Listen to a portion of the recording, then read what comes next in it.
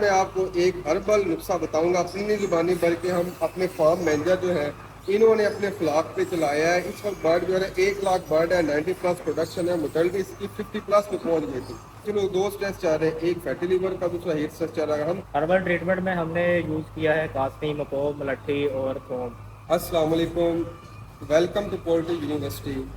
میرا نام محمد شاہد ظہور ہے اور میں سرٹیفائڈ پولٹری کنسلٹنٹ۔ آج ہم جس موضوع پر بات کریں گے وہ خاص کر ہر شیڈ کا مسئلہ ہے۔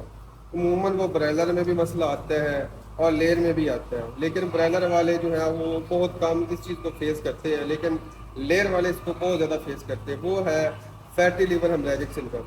فیٹی لیور ہیمریجک سنڈروم ایک جو ہے نا کہہ لیں کہ نیوٹریشنل جو ہے نا امبیلنس کہہ لیں آپ، کہ برڈ میں بعض اوقات پازیٹیو انرجی بیلنس کی وجہ سے یہ آتا ہے کہ فیٹی لیور ہیمریجک سنڈروم میں کیا ہوتا ہے کہ اکیمولیشن فیٹ کی ڈیپوزیشن ہو جاتی ہے آپ کی لیور کے اندر، ٹھیک ہے، جس کی وجہ سے کیا ہوتا ہے کہ لیور کا جو فنکشن ہے وہ ڈس فنکشن ہو جاتا ہے، اور جو ہیپاٹوسائڈ ہے ان کے جو انٹیگریٹی ہے، سیل کی جو طاقت ہے وہ ختم ہو جاتی ہے، جس کی وجہ سے کیا ہوتا ہے کہ بلڈ کلاٹ ہوتا ہے۔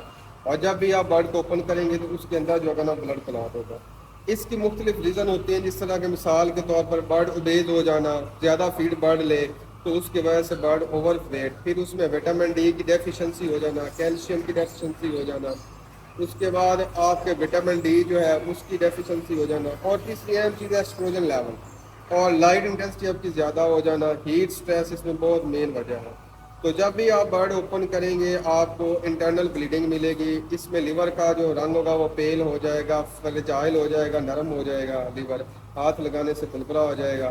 اور ایک اہم وجہ جو فیٹی لیور کی ہے وہ افلاٹاکسن ہے، B1 افلاٹاکسن۔ یہ کیا کرتا ہے کہ یہ جو ہے آپ کے جو لیور کے سیلز کی انٹیگریٹی ہے اس کو ختم کرتا ہے، جس کی وجہ سے کیا ہوتا ہے کہ آپ کا برڈ فیٹی لیور میں چلا جاتا ہے۔ اس کی مختلف ٹریٹمنٹ ہے، اس میں ہم کیا کرتے ہیں، وٹامن ای جو ہے وہ فیڈ میں ڈالتے ہیں، vitamin C, antioxidant, choline, methionine, sorbitol اور اس طرح کی چیزیں جو ہم ڈالتے ہیں۔ لیکن آج میں آپ کو جو وہ بتاؤں گا کہ ہم نے بہت زیادہ لیور ٹونک چلا ہے، لیٹر کے لیٹر ہم نے چلا دے لیکن فیٹی لیور بس نہیں بنا۔ تو آج میں آپ کو ایک ہربل نسخہ بتاؤں گا اپنی زبانی، بلکہ ہم اپنے فارم مینیجر جو ہیں انہوں نے اپنے فلاک پہ چلایا ہے۔ اس وقت برڈ جو ہے 1 لاکھ برڈ ہے، 90 پلس پروڈکشن ہے، موٹیلٹی اس کی 50 پلس پہ پہنچ گئی تھی۔ تو پھر جب ہم نے اس کو چلایا تو اس کے بعد ڈیکریز ہوئی۔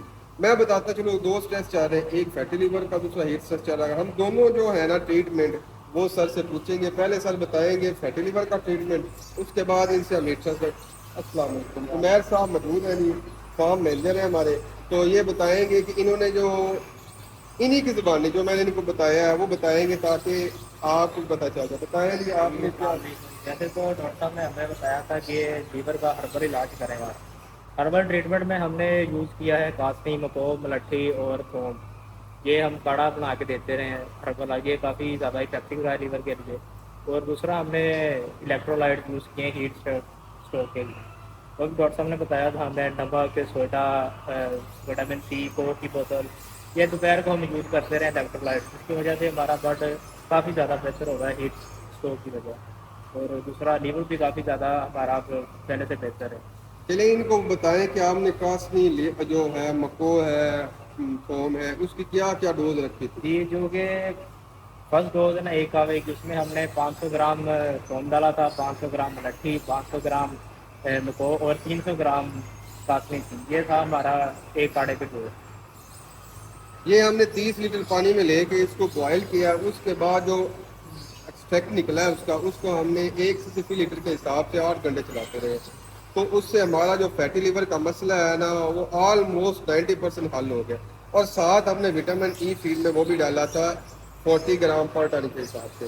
اور ہیٹ اسٹریس میں ہم نے وہی چیزیں الیکٹرولائٹ، اس کے بعد سالٹ، نمک ہم نے ڈالا ہے، سوڈا بائی کاربونیٹ ڈالا ہے، کیونکہ آپ کو پتہ ہے کہ جب ہیٹ اسٹریس آتا ہے، ہیٹ اسٹریس میں کیا ہوتا ہے کہ پینٹنگ کی وجہ سے جو ہے نا کیلشیم، فاسفورس اور وٹامن ڈی جو ہے نا اس کی پراپر جو بیلنس ہوتا ہے وہ ڈسٹرب ہو جائے، کیونکہ جب بھی آپ کا لیور ڈسٹرب ہوگا تو جو وٹامن ڈی کو D3 میں کنورزیشن ہوتی ہے لیور میں وہ ختم ہو جاتی ہے، جس کی وجہ سے کیا ہوتا ہے کہ آپ کی ایگ بریکیج جو ہے وہ بہت زیادہ آتی ہے، ایگ بریکیج، اور آپ کی جو پروڈکشن ہے انڈے کا چھلکا کمزور یہ ہوتا ہے۔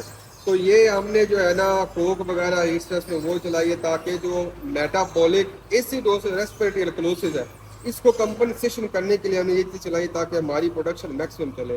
تو امید ہے آپ کو فیٹی لیور اور ہیٹ اسٹریس جو کمبائن چلے اس پہ کافی سمجھ لگی ہو. اگر آپ کا کوشچن ہو تو آپ مجھ سے پوچھ سکتے ہیں. Thank you ma'am.